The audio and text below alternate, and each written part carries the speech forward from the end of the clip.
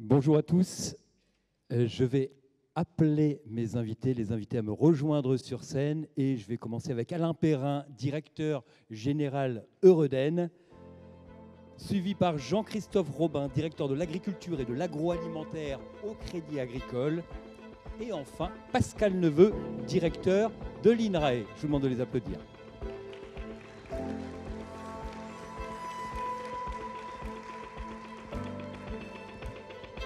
Le big data, levier de la transition agricole. En quoi la data est-elle un levier de transition stratégique globale? Bien mangé, bien élevé, bien cultivé, bien transformé. L'utilisation de la data comme moteur de la transition agricole, du champ et de l'élevage à l'usine, avec une dimension forte autour de l'agriculture de précision pour aider à la décision, piloter l'activité et favoriser l'attractivité des métiers du secteur. Voilà l'ensemble des éléments dont on va parler en ce début d'après-midi. Alain Perrin, de quoi parle-t-on quand on parle de la data, du contexte d'utilisation de ces data? C'est peut-être encore un peu vague pour certains d'entre nous, puis c'est surtout très vaste. C'est très vaste. Mais d'abord, rapidement, Eureden, un groupe agroalimentaire coopératif enraciné en région Bretagne, et puis qui rayonne un peu à l'international, ou en tout cas qui a une ambition de rayonner à l'international. Un groupe agroalimentaire coopératif, ça veut dire que d'un côté, on a des marques qui sont connues du grand public, comme la marque Dossi, mais aussi la marque Paysan Breton. Si on est dans les pays de l'Est, on parlera de la marque Globus, puis des marques plus dédiées au B2B, à la relation avec les professionnels de la transformation ou de la seconde transformation. Donc tout ça, c'est propriété, on va dire, des agriculteurs bretons qui ont développé des activités aval pour sécuriser des débouchés, des valorisations, etc. Effectivement, les agriculteurs, et comme nos entreprises de transformation, sont impliqués dans cette transition agroécologique, dans ces évolutions qui sont demandées par le marché, mais surtout par la société, mais surtout par le marché, puisqu'on est présent sur les marchés. Alors effectivement, le big data dans un domaine comme le nôtre, je ne vais pas parler des quantités de données, je vais parler de deux choses. La première, c'est peut-être la complexité qui est liée au monde du vivant. Donc la data, ça veut dire mesurer, ça veut dire toutes sortes de mesures, y compris des mesures visuelles, des photographies, etc., y compris des mesures visuelles dynamiques, comme le suivi des animaux en élevage ou le comportement des animaux. Donc c'est toutes sortes de données qui sont compliquées, puisque nous on est dans le domaine du vivant, on ne fabrique pas des boulons. Et donc, il y a énormément d'aléas qui viennent perturber la capacité qu'on a à utiliser les données. Donc ça, c'est vraiment le premier point. Pour autant, ces données, à partir du moment où on commence à mesurer et à suivre et à lire les données, on commence à identifier des pistes d'amélioration. La deuxième chose que je voulais dire, c'est qu'on est confronté dans nos domaines à une difficulté qui est la première difficulté à laquelle on est confronté, c'est pas tellement la collecte de données, on sait faire, c'est pas tellement la qualification et la sécurisation de données de qualité, on a des gens qui savent faire, des data stewards, etc. C'est pas non plus les outils de stockage, puisque ils existent en abondance, même s'ils peuvent être d'un point de vue environnemental questionnables parce qu'ils consomment de l'énergie. Non, la difficulté, c'est plutôt une difficulté humaine d'utilisation. La raison, comment dire, le fait que notre domaine ne soit pas des boulons, mais c'est quelque chose de vivant, de dynamique, qui interagit avec l'environnement qui lui-même fluctue au gré de conditions imprévisibles dans le contexte du changement climatique, ça explique que les gens avec qui on travaille, nos collègues, sont des spécialistes qui ont développé une expertise qui parfois repose sur une intuition ancrée sur une répétition d'historique, etc. Donc une véritable expertise qui fait un peu appel, quand on est un peu ingénieur comme moi, à quelque chose qu'on appellerait de l'intuition ou quelque chose qu'on parfois on voudrait qualifier d'irrationnel. Et donc ces gens-là qui ont développé cette expertise et qui sont compétents, ils ne voient pas comment les données peuvent leur apporter quelque chose de supplémentaire. Voilà les deux grands sujets qui sont plutôt le sujet de préoccupation qui sont les nôtres aujourd'hui, plus que les aspects techniques des volumes, des datas, etc., et de leur utilisation. Le premier gros travail, c'est de la récolter, cette data pour vous. Absolument. Donc, la récolter, on a toutes sortes d'outils pour récolter ces données-là. On croise des données internes avec des données externes. Je vais donner un exemple et qui va parler de la transition écologique. Nos haricots verts, on est en pleine période de sécheresse où nos haricots souffrent le martyre. L'année dernière, ils ont souffert le martyre puisqu'ils n'avaient plus de protection des plantes. Et donc, une mouche, pour ceux qui sont intéressés, Délia platura, a profité de cette situation pour venir semer ses œufs dans les plantes en germination, en croissance, et qui ont ravagé nos récoltes. Face à ça, on n'a plus d'outils de protection, donc il faut essayer de caractériser quels sont les paramètres sur lesquels on peut agir et qui vont nous permettre malgré tout de réagir face à ces choses-là. Donc la collecte de données qu'on avait sur le territoire, sur les parcelles, etc., nous a permis de qualifier quelque chose qui n'était pas intuitif pour qui n'était pas comme premier facteur. C'était les conditions climatiques au moment où les mouches viennent pondre et qui n'étaient pas les paramètres auxquels on s'attendait d'un point de vue agronomique, d'intrants, etc. Et donc maintenant, ces données-là, on sait que pour pouvoir les enrichir, il faut aller croiser avec des données plus fines, météorologiques, des données avec une granularité qui soit très fine pour nous permettre d'améliorer les modèles qui ont déjà permis de nous aider à progresser de manière significative là-dessus. Concrètement, les premiers travaux, vous me disiez, ont permis de prévoir la récolte à 3-4 jours près. Ah oui, alors ça, c'est encore un autre sujet. Avec les données dont on disposait historiquement, on collecte nos données depuis une vingtaine d'années. Donc en analysant ces données historiquement, on s'est rendu compte que 40 jours environ avant la récolte, on était capable, juste avec ces données historiques, qui n'avaient pas été collectées pour ça, mais qui sont juste présentes, qui sont présentes, on est capable de prédire la date de récolte à 3 jours près. Et pour organiser nos chantiers de récolte, pour optimiser la récolte elle-même, c'est-à-dire être au bon moment en termes de maturité pour perdre le moins possible de haricots verts, effectivement, c'est quelque chose qui est extrêmement important. Le fait qu'on ait été capable de prédire à 3 jours près, entre 3 jours et 4 jours près, cette date de récolte, nous a permis d'organiser le chantier de récolte aussi et d'éviter que les récolteurs, les machines de récolte, elles fassent des circuits qui étaient absolument inutiles.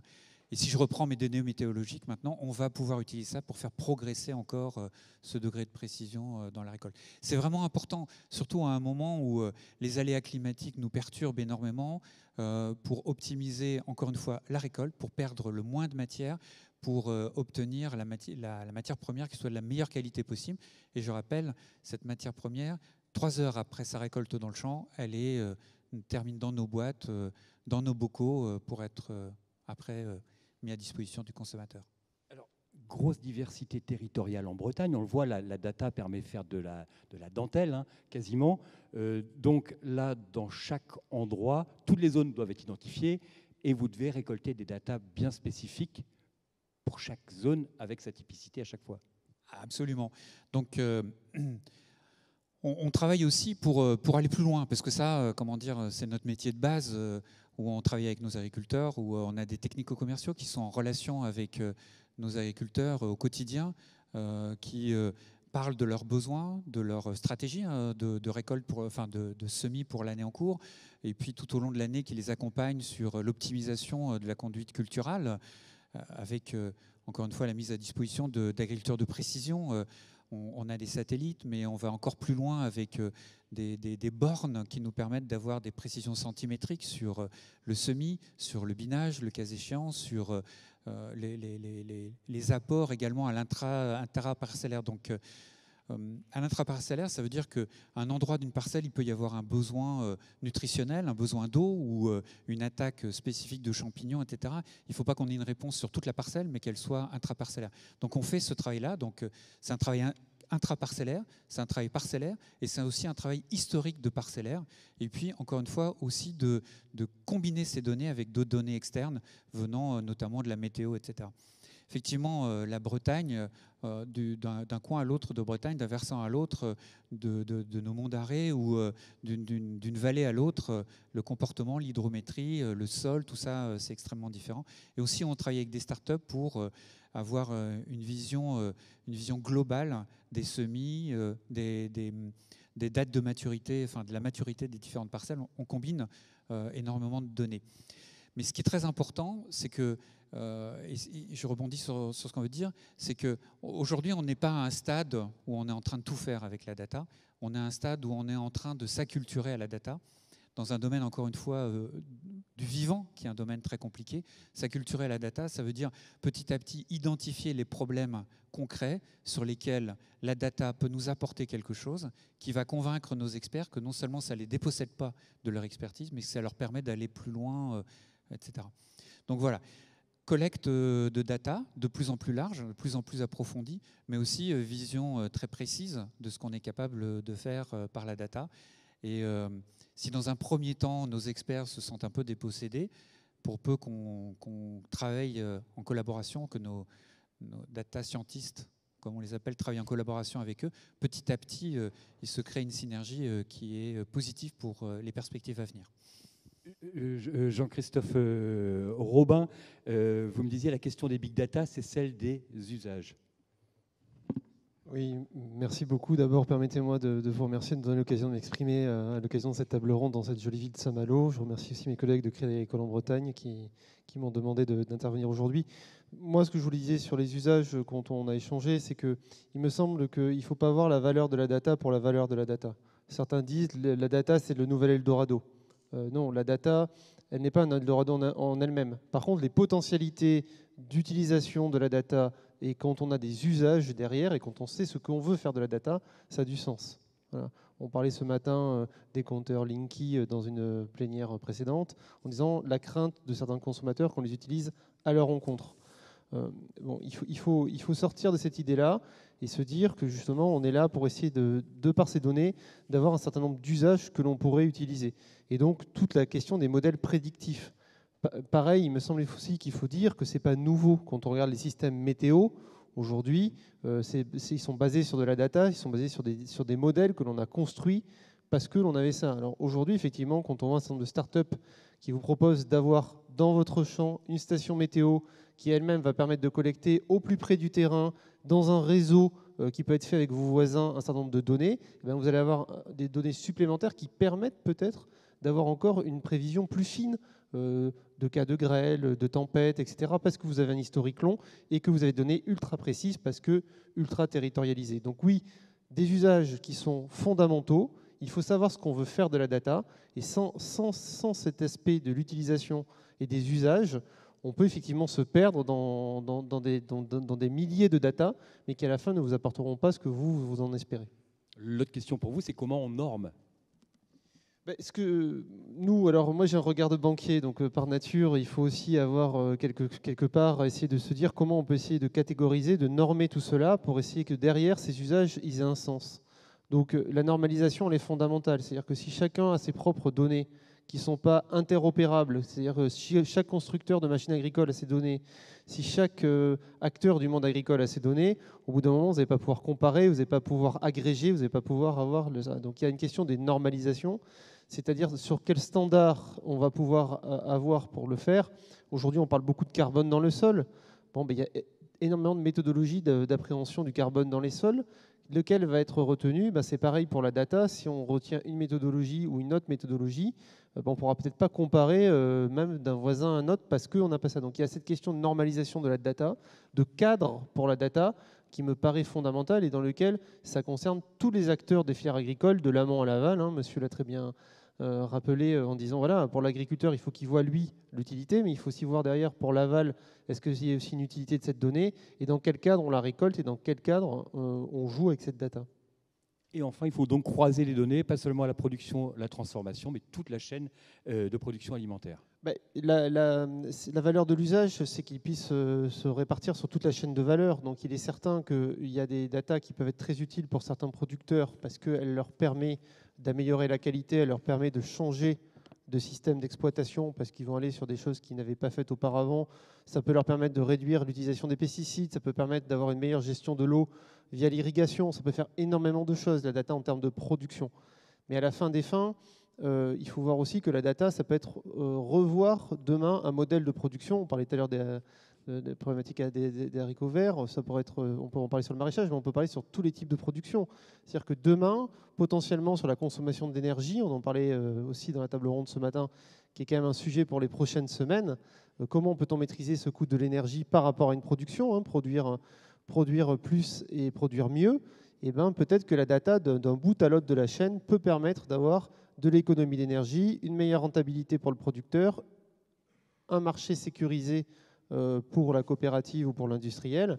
Voilà, donc il faut rechercher dans la data cette volonté d'être pour l'ensemble de la chaîne de valeur. Il y a des usages qui sont spécifiques à certains maillons, mais il faut espérer, dans l'absolu, créer une valeur de la data pour toute la filière dans laquelle on travaille.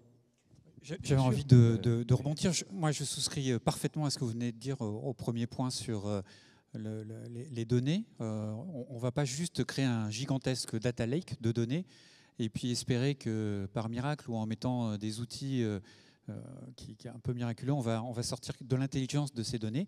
J'ai un exemple en tête, une grosse entreprise du domaine de la biotech et du domaine des phytos américaine qui avait fait ce pari-là il y a quelques années. Et puis le résultat, c'est qu'elle a été vendue à une entreprise allemande, comme ça vous allez tous deviner de qui on parle, et que son devenir est par là. Donc ce point-là, je souscris parfaitement. Je souscris aussi au fait que ça ne date pas d'aujourd'hui. Pour autant, il y a quelque chose qui est en train de changer depuis un certain nombre d'années, c'est-à-dire il y a une inflexion sur la courbe de progrès qui est réalisée. Aujourd'hui, ces outils qu'on peut utiliser à partir du moment où on sait quel usage on voudrait faire de la donnée, ils sont à la portée de tout le monde. À travers, ils deviennent à la portée de tout le monde, ce qui veut dire que ça devient accessible avec des niveaux de formation qui ne nécessitent pas de comprendre, par exemple, comment on résout des équations différentielles partielles compliquées, etc. Donc, et ça change complètement la dynamique d'utilisation des données. Pascal Neveu, directeur de l'INRAE. La data dans l'agriculture, complexité forte par rapport au domaine, avec des données qui peuvent aller d'une région dans sa globalité à l'infiniment petit au génome. Oui, juste, je vous corrige un tout petit peu, je ne suis pas le directeur de l'INRAE, mais d'une unité de recherche de l'INRAE. Bon. Oui, nous, on essaye de trouver, on développe donc en tant qu'unité de recherche, on développe des méthodes justement pour appréhender, pour faire de la prédiction, améliorer les pratiques, aider les agriculteurs, mais aussi être en capacité aujourd'hui, par exemple, de trouver les nouvelles variétés de plantes qui vont être adaptées au nouveau climat. Donc on fait du phénotypage au débit, désolé pour le terme un peu technique, mais ce qui nous intéresse vraiment, c'est la sécurité alimentaire, c'est de pouvoir développer une agriculture qui soit durable, du point de vue économique, bien sûr, mais du point de vue social, du point de vue environnemental, et aussi qui respecte aussi une éthique. Voilà. Et pour nous, c'est très important d'avoir les méthodes aujourd'hui, notamment pour assurer la transparence sur toute la chaîne alimentaire. C'est-à-dire que si on a des échanges, il faut les rendre plus transparents. Et la complexité des échanges aujourd'hui, ça induit que les relations entre les acteurs sont souvent trop complexes, trop obscures. Et on a besoin d'améliorer la transparence aujourd'hui dans les échanges, notamment avec des techniques de type blockchain, etc., qui soient adaptées pour l'agriculture. Vous me disiez, pareil, je crois que c'est un peu le même discours que nos deux invités précédents, beaucoup de gens, beaucoup de domaines produisent des données très intéressantes. Il faut être en capacité de regrouper tout ça. Oui, pour certains usages, comme ça a été dit précédemment. Ça, je pense que c'est quelque chose de fondamental et très challengeant. Sauf qu'aujourd'hui, il faut savoir que seuls 5% des données sont analysées. Voilà, donc il y a 95% des données qui ne servent à rien. Donc on est très loin, très très loin de tirer en fait toute la valeur qu'on peut tirer des données, notamment dans la décision, dans la gestion des risques. Parce qu'en fait, en agriculture, on a vraiment besoin aujourd'hui d'aider les agriculteurs à gérer les risques, à avoir les nouvelles variétés, les nouvelles espèces qui soient adaptées à l'environnement et non pas d'essayer d'adapter l'environnement aux espèces. Alors, les exploitations agricoles produisent beaucoup de données et beaucoup d'entre elles sont confisquées. Voilà, sont confisquées. Malheureusement confisquées par les producteurs d'équipements qui capturent les données et qui ne les restituent pas au profit. Et aujourd'hui, une exploitation agricole produit beaucoup de données et beaucoup de ces données ne peuvent pas être utilisées parce qu'en fait, elles sont confisquées par les équipementiers, mais aussi parce qu'aujourd'hui, on ne sait pas bien gérer l'anonymisation. Et malheureusement, on a des données qui ne sont pas exploitables, qui ne sont pas analysables, parce qu'en fait, elles ne sont pas sécurisées, on en ignore la provenance, on n'a pas la sémantique et la structuration nécessaire pour les exploiter. Et là, il y a de vrais challenges, il y a vraiment des choses à faire. Il y a plein d'opportunités. Je rappelle, 5% des données et en face, plein de challenges. C'est le fabricant de tracteurs japonais qui garde ces données pour lui-même, pour lui l'usage, pour voir comment la machine fonctionne, mais qui ne les rend pas à l'agriculteur qui pourrait savoir. On peut en étudiant les pratiques des agriculteurs, on pourrait aussi les aider entre eux et favoriser les échanges et peut-être avoir des stratégies concertées sur l'utilisation d'intrants, etc., de méthodes de protection. Et favoriser ce partage-là, c'est aussi aider les agriculteurs. Il faut vraiment qu'on aille dans ce sens-là. La capture des données par notamment les fabricants de machines ou les vendeurs de machines, ce n'est pas une fatalité. Comment dire ? Alors, j'ai plein d'exemples parce qu'on travaille dans nos agriculteurs. On a des jeunes agriculteurs qui y sont installés depuis quelques années et d'autres qui sont installés depuis plus longtemps, qui ont peut-être une acclimatation à ces problématiques moins forte que les jeunes. On discute beaucoup avec les agriculteurs, on fait des groupes de travail un peu par région pour essayer justement d'aller dans la direction que vous évoquez. Quand on discute avec les jeunes, c'est assez intéressant. Il y en a qui sont bien plus avancés dans l'utilisation des données que ce qu'on peut l'être à certains endroits du groupe. Et ça, c'est extrêmement encourageant. Et quand on discute avec eux, quand ils achètent une machine, ils ne laissent pas le choix aux vendeurs de machines. On dit, moi, je ne t'achète pas si tu ne me redonnes pas les données. Donc, ce n'est pas non plus une fatalité. Ça dépend effectivement d'abord de la conscience de l'agriculteur. Mais ensuite, il y a une autre démarche, c'est les rendre accessibles à des gens qui peuvent aussi produire de la connaissance, produire des services. Et ça, c'est une autre démarche de structuration, notamment grâce à des ressources sémantiques. Alors, ouais, absolument. Et donc, nous, ce qu'on est en train de faire, c'est on a expérimenté à toute petite échelle un groupe d'une dizaine d'agriculteurs en leur demandant quels usages, quelles problématiques on pourrait adresser et donc qu'on traduit en termes d'usage des données qu'on pourrait faire. Et on découvre, y compris là pour le coup les plus anciens, qui ont des quantités d'idées sur ce qu'on pourrait faire. Et donc à nous de les aider, de les accompagner. Et cette démarche qu'on a testée à niveau pilote, on est en train de l'étendre dans les différentes régions pour que nos agriculteurs soient propriétaires de cette problématique-là, qu'ils soient sensibilisés, puisque si on n'utilise que 5% des données, c'est parce qu'aussi, quelque part, dans notre approche, à tous, on a une limitation sur le potentiel d'utilisation des données. Je parlais de l'expertise. Oui. L'expertise passée, qui a déjà essayé de se confronter aux données, n'a pas réussi à dépasser un certain nombre de difficultés qui deviennent dépassables maintenant, encore une fois, grâce aux outils qui sont démocratisés à la portée de tout le monde. Jean-Christophe, vous me disiez on a besoin de corps intermédiaires, de gens qui viennent expliquer. Il faut du temps, ça peut être vite décourageant. C'est-à-dire que c'est un peu ce qu'on dit sur l'approche individuelle, l'approche collective. Il me semble, moi, qu'il faut qu'il y ait des grands acteurs qui aient une approche collective pour accompagner. Sinon, ça peut être très déceptif. On l'a dit, c'est du vivant. Il y a les problématiques climatiques, les problématiques économiques. Si derrière, quand vous faites votre production, derrière, on vous dit, ben voilà, tu as un outil de la décision qu'il faut remplir, mais qui est un peu compliqué. Attends, tu ne sais pas pourquoi il faut que tu fasses ça. Ça peut être un peu décourageant. L'avantage du collectif, d'être dans une coopérative ou les chambres, d'avoir ces corps qui permettent d'expliquer, de disséquer un peu comment on fait pour cette data et pour qu'elle soit le plus utile possible pour tous, elle est fondamentale.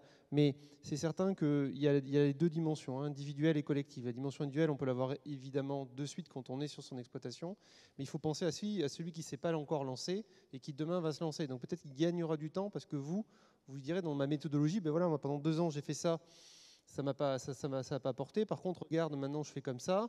Et donc, regarde mon historique, ben, ça m'a permis d'avoir de meilleurs rendements. Ça m'a permis d'avoir. Et ça, je pense que l'expérimentation, elle peut se faire seule, mais elle doit être aussi à la fin collective et partagée pour pouvoir être le plus efficace possible. Parce que la data, c'est un chemin ouvert vers énormément de possibilités. Voilà.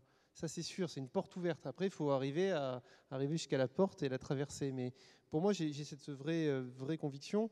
Et donc, elle ne doit pas non plus, cette data, parce que souvent, on est dans le monde agricole très focalisé, c'est normal, tous sur la production. On parle production et donc on parle intrant.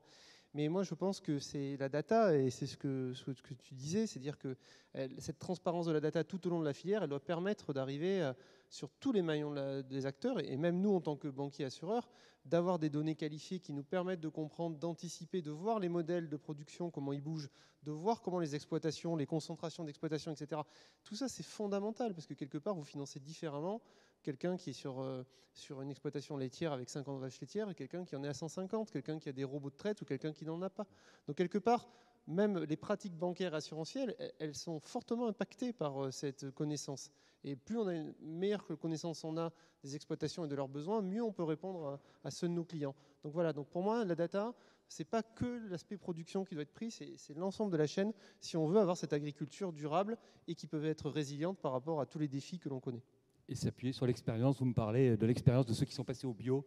Vous me disiez, on ne s'appuie pas assez sur l'expérience de ces agriculteurs-là. Je donnais cet exemple parce que souvent on dit, moi je vais passer en bio. Et on ne se dit pas, le passage en bio, il y a des gens qui disent, la conversion, je vais lancer en conversion, on va voir. Il y a peut-être des filières, des secteurs dans lesquels quand on change de méthode de production, il y a peut-être des erreurs à ne pas commettre, il y a peut-être des choses à savoir, il y a peut-être de la connaissance. Et donc la data, elle peut aussi permettre ça. Mais c'est vrai sur le HVE, c'est vrai sur plein de changements de pratiques. Et donc je pense que le fait de pouvoir aux agriculteurs partager ces expériences, ces connaissances, et donc dire attention, voilà, moi je te conseille de faire ça, attention, ne fais pas comme ça, et bien ça on gagne du temps collectivement. Mais c'est pour ça que je pense que la nécessité d'avoir des structures qui, au-dessus des agriculteurs, leur permettent d'échanger, de faire des groupes de travail, de confronter leurs expériences pour mieux anticiper les besoins. Est-ce que sur le terrain, Alain, on assiste à un changement du métier, c'est le levier de la transition agricole. Est-ce que vous constatez, vous, un changement de façon de faire, évidemment, de mentalité, une agriculture plus verte? Je ne sais pas si on peut dire ça. Deux choses là-dessus. On demande, la société, le consommateur, nos clients, demandent une évolution de l'agriculture extrêmement rapide. Donc, je vais le dire, trop rapide par rapport à la capacité d'adaptation de nos systèmes. On fait une récolte par an, on ne peut pas expérimenter à la vitesse qui serait nécessaire pour brutalement se séparer de telle ou telle molécule qui protège les plantes comme on protège les animaux ou comme on protège les êtres humains. Donc il y a quelque chose qui est extrêmement difficile, qui est demandé aux agriculteurs. Et donc ça peut créer des souffrances chez beaucoup d'agriculteurs démunis face à un certain nombre d'évolutions. En même temps, ce sont des gens qui sont extrêmement résilients et qui n'attendent pas nécessairement les demandes qui sont faites pour s'adapter. D'ailleurs, s'ils sont encore là, c'est qu'ils se sont adaptés à des quantités de choses depuis de très nombreuses années. Je constate en effet, et tout à l'heure j'opposais, mais c'était factice en fait, c'était pas tout à fait vrai, c'est vrai statistiquement, mais les jeunes générations aux anciennes générations, j'ai des anciennes générations, j'ai des exemples en tête d'agriculteurs qui ont un degré de pilotage par la data de leur exploitation extrêmement précis depuis très longtemps, qui leur permet d'optimiser toutes les pratiques culturales, d'optimiser l'utilisation de tous les intrants, les variétés, et même d'optimiser pour certains d'entre eux le risque. La connaissance fine des parcelles, des zones, etc., leur permet de dire, en fonction des cycles, cette année c'est plus risqué. Voilà. Je parle des productions végétales, mais je pourrais aussi parler des productions animales. Donc, on dit par exemple en production de porc, on dit pour le bien-être animal, il faut cesser de faire du mâle castré. Il faut ne produire que des mâles entiers. Donc c'est formidable, c'est une idée qui est magnifique. Un mâle entier, dès qu'il a atteint la maturité sexuelle, la viande issue de ce mâle entier, elle est impropre à la consommation. C'est absolument impropre à la consommation. Donc comment on fait ? Et donc, effectivement, on est en train de développer des outils de suivi. Donc, je parlais tout à l'heure de photographie, mais là, on filme les animaux pour, avec de l'IA, de l'intelligence artificielle, essayer de pré-identifier des comportements qui sont plus avancés que ce qu'on pourrait mesurer physiologiquement facilement, en tout cas qui sont des indicateurs avancés de la maturité sexuelle. Et donc là, on pourrait écarter, etc. Voilà, donc effectivement, vous voyez, toutes ces choses-là, ça vient des agriculteurs eux-mêmes. Donc, on leur demande des choses énormes et on leur reproche de ne pas faire. Ils font énormément de choses. Et donc, il faudrait avoir une reconnaissance et une dynamique conjointe d'évolution en la matière. Conjointe, ça veut dire on veut aller dans cette direction, mais allons-y collectivement à une vitesse qui soit sustainable, qui soit soutenable pour tous. Pascal Neveu, je vous demandais si ça marchait chez nous. Enfin, où en était le développement de la data ? Vous me disiez que c'est pas mal. Oui, on est plutôt bien. L'usage de la data, alors c'est quoi les... Alors, dans le domaine de l'agriculture, voilà, dans le domaine de l'agriculture, évidemment. Voilà, parce qu'en fait, je vois par rapport à Japonais, Australiens, on est plutôt bien. On va être visité là dans quelques jours par une équipe australienne, vous voyez. Donc je trouve qu'on est plutôt bien par rapport à ce qui se pratique dans les autres pays. Et il faut qu'on continue parce qu'il y a, comme je le disais tout à l'heure, il y a de très nombreux challenges à relever autour de l'agriculture et de l'environnement. Et je voulais préciser, peut-être je ne l'ai pas bien formulé, mais les 5%, ce n'est pas uniquement pour l'agriculture, hein, c'est 5% du big data, tout secteur confondu. Et il y a du travail à faire, notamment dans la connexion des données entre les communautés. Parmi ces objectifs, améliorer la transparence, la différence traçabilité, transparence. Ah oui, oui, peut-être les personnes sont habituées davantage au concept de traçabilité où en fait on va dire le morceau de viande qui est dans mon assiette, il vient de tel animal. La transparence, c'est par exemple savoir si les crevettes que je viens d'acheter, elles ont été pêchées par des enfants, si l'impact environnemental des aliments que je viens d'acheter ou leur impact sur la santé ou le revenu de l'agriculteur. Donc la transparence embarque beaucoup plus de concepts et notamment va permettre peut-être de travailler sur des questions très importantes comme celle du gaspillage, comme celle de localiser éventuellement des acteurs, transformer plutôt les relations entre les acteurs de toute la filière et notamment repérer peut-être des acteurs toxiques. Voilà, c'est peut-être on a des challenges de ce côté-là aussi. Jean-Christophe, vous me parliez d'une nécessité d'un partenariat public-privé. Regardez un petit peu comment ça se passe aux États-Unis, on en parlait à l'instant, où c'est très développé, et se méfier de quelqu'un qui pourrait arriver en disant « moi je sais comment ça fonctionne » et s'emparer du marché. Non, mais on a eu l'exemple tout à l'heure de personnes qui ont pensé que très simplement, parce qu'on mettait beaucoup de moyens, tout d'un coup on allait y arriver et que c'était la formule magique. Et voilà, donc on se méfie de ça. Pour autant, si on regarde ce qui se passe dans le monde sur l'agriculture, il y a quand même des expérimentations qui sont aujourd'hui très intéressantes, qui s'expliquent aux États-Unis d'abord par le terrain de jeu, parce que dans un pays de 300 millions d'habitants, il y a quand même quelques hectares agricoles aux États-Unis, on l'oublie trop souvent. Aussi parce qu'il y a des grandes marques et des grands groupes que je ne citerai pas parce qu'on en a parlé tout à l'heure, mais une ferme, elle est d'une couleur, donc elle appartient de quelqu'un qui a tout son équipement chez le même machiniste, ça peut aussi donner des datas, ça peut donner aussi de la qualité et donc de l'historique.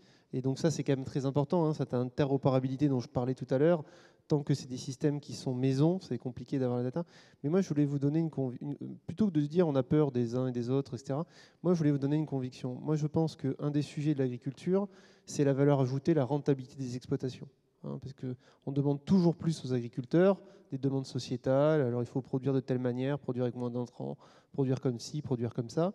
Mais la question, c'est quelle est la valeur ajoutée qu'ils tirent de leur travail et de l'exploitation. Et donc souvent, la crainte, c'est de dire, mais moi, on va me faire passer HGE, on va me faire passer bio, et puis plus tard, le prix qui me sera payé, ce sera le prix du conventionnel, ou ce sera le prix qui ne sera pas adapté par rapport à tous les efforts que j'ai faits. Et c'est là où, à mon avis, la data, c'est ça ma conviction, peut aider dans cette création de valeur ajoutée qui revient à l'agriculteur, à essayer de dire, ben voilà, comme moi j'ai donné cette transparence, comme moi j'ai donné sur des questions sociales, sur plein de questions, j'arrive à montrer, à démontrer que mon produit, il est proche de chez vous, il a été fait dans telles conditions, etc., social, économique, eh ben, il mérite d'avoir ce prix de là, et donc il mérite d'avoir ce retour vers le producteur. Et ça, je pense que la data, dans ce sens-là, ça peut être une prise de conscience pour le consommateur, ça peut être une preuve avec la blockchain que ces pratiques ont été avérées. Parce qu'aujourd'hui, j'entends encore trop de gens qui disent « Ah ben non, mais est-ce que tu es certain que le cahier des charges qui a été imposé, il est vraiment bien respecté? Comment tu fais pour le vérifier? Ah ben peut-être qu'un agriculteur de telle coopérative le fait, mais… » Voilà. Donc, il pèse sur les épaules de l'agriculteur aujourd'hui la charge de la preuve. Voilà. Peut-être que demain, grâce à la donnée et aux usages qu'on en fera, eh ben, l'agriculteur pourra dire à la société « Regardez, vous aviez des demandes, moi j'étais en capacité de répondre à ces demandes. » Par contre, ça veut dire aussi que derrière, il faut qu'il y ait un prix qui justifie tout le travail qui a été effectué. Voilà. Pour pas que c'est un effet dissuasif non plus, parce que c'est pas la peine de dire à quelqu'un il faut faire beaucoup d'efforts, et je suis tout à fait d'accord avec vous, hein, on ne changera pas l'agriculture française ni mondiale en 2 ans, hein, ni en 10 ans, ni en 20 ans peut-être, on mettra beaucoup de temps, même s'il y a plein aujourd'hui d'outils technologiques qui nous permettent d'aller plus vite que ce qu'on a pu faire par le passé.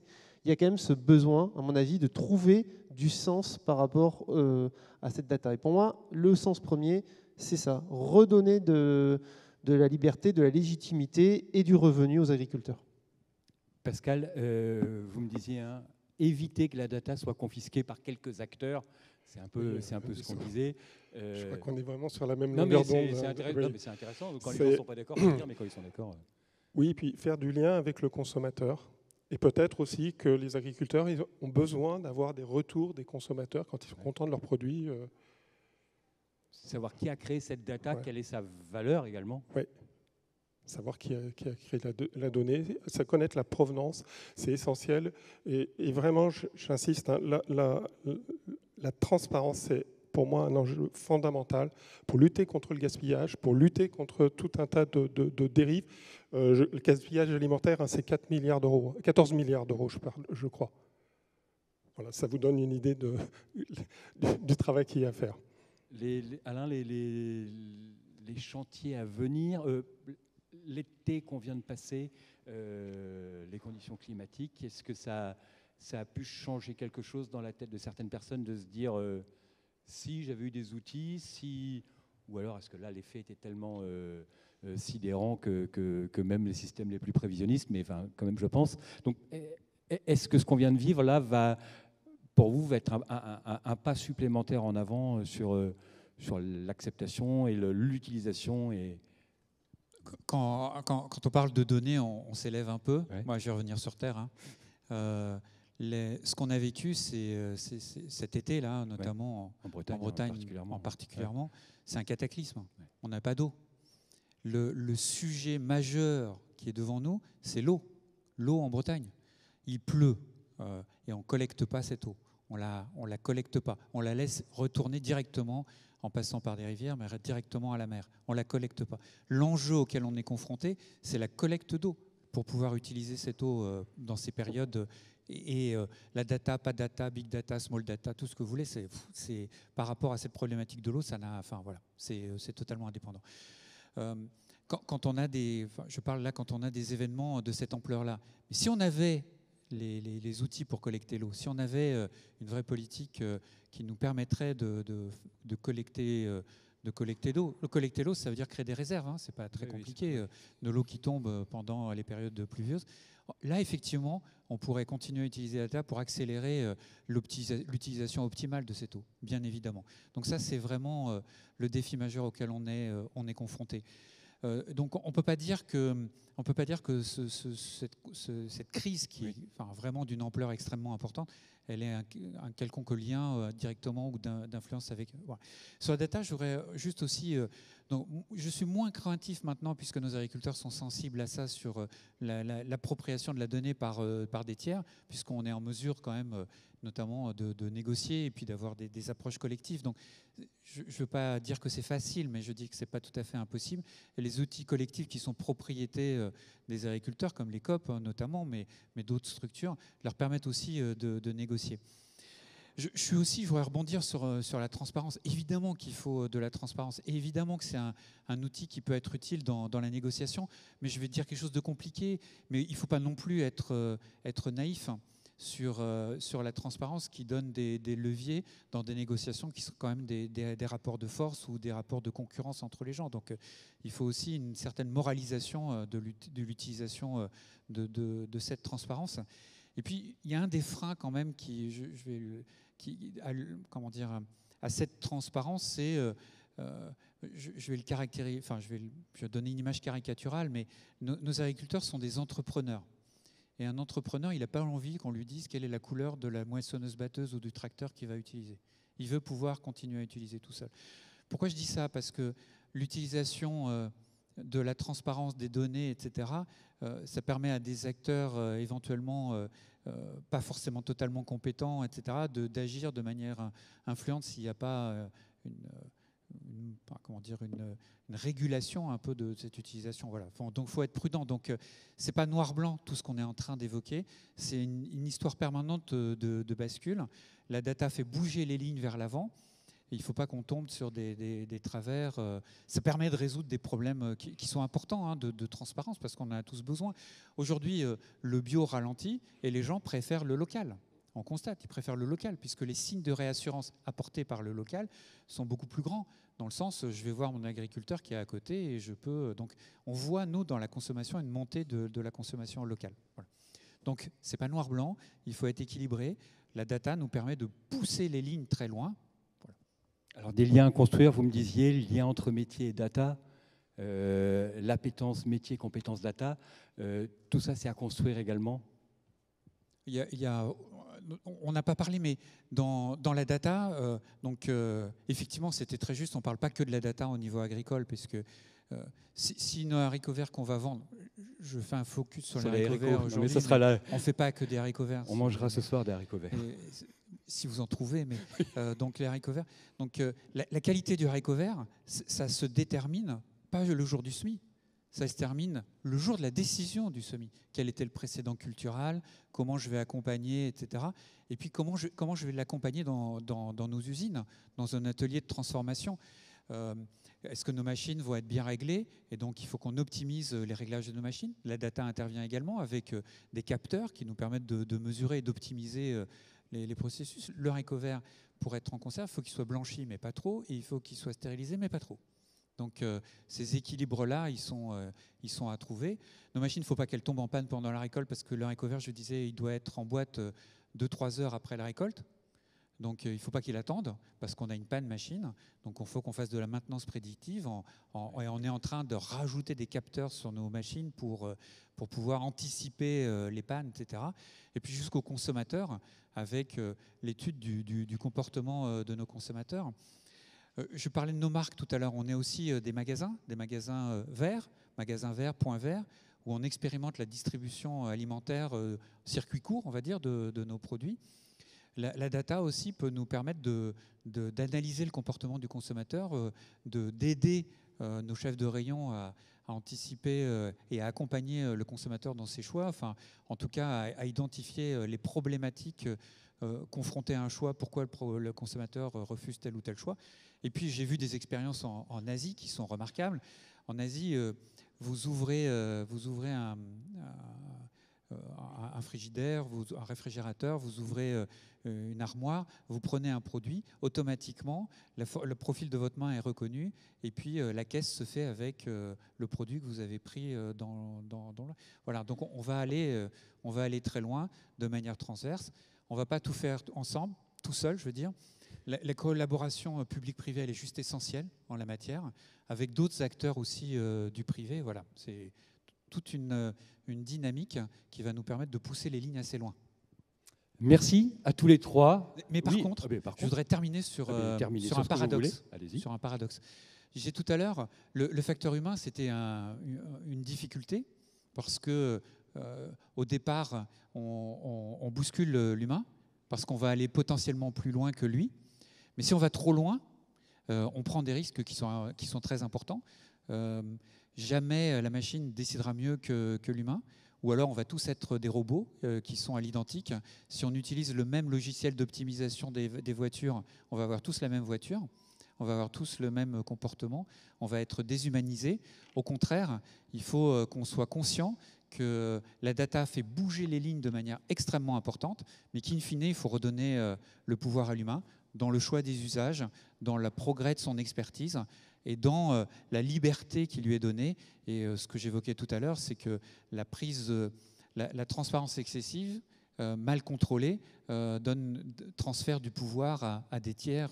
Et ça, c'est souhaitable ni pour nos agriculteurs, ni pour nos entreprises, ni pour notre société. Alors je le redis, merci à tous les trois. Alain Perrin, oui, vous pouvez les applaudir. Jean-Christophe Robin et Pascal Neveu, merci de votre attention à vous. Bon après-midi au FEB.